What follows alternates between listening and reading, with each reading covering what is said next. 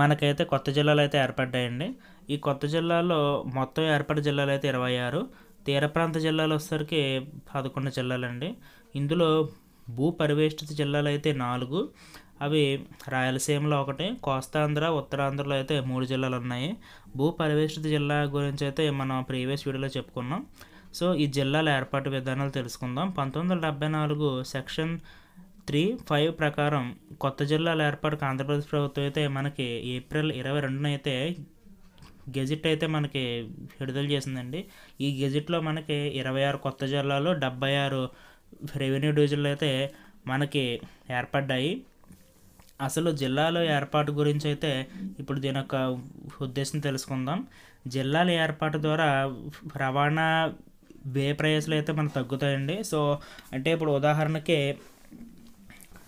మనకి ఉమ్మడి తూర్పుగోదావరి జిల్లా చూసుకున్నట్టయితే కనుక ఉమ్మడి తూర్పుగోదావరి జిల్లా ముఖ్య కేంద్రం కాకినాడ.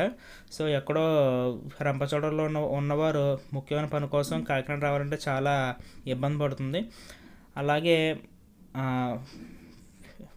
విశాఖ జిల్లా చూసుకున్నట్టయితే కనుక అనకాపల్లిలో ఉన్నవాళ్ళు విశాఖపట్నం వాళ్ళంటే చాలా ఇబ్బంది పడతారు ముఖ్యమైన పనుల కోసం. సో జిల్లాల విస్తీర్ణం పెద్దగా ఉండడం వల్ల మనకి జిల్లా కేంద్రాలు అయితే చాలా దూరంగా ఉంటాయి.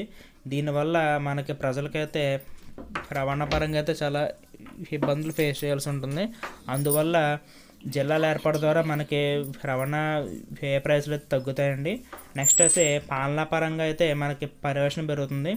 సో మనకి ఏజెన్సీ ఏరియాలో అయితే ముఖ్యంగా మనకి ఏజెన్సీ ఏరియాలో నక్సలైట్లు ఇబ్బందులు చాలా ఉంటాయండి.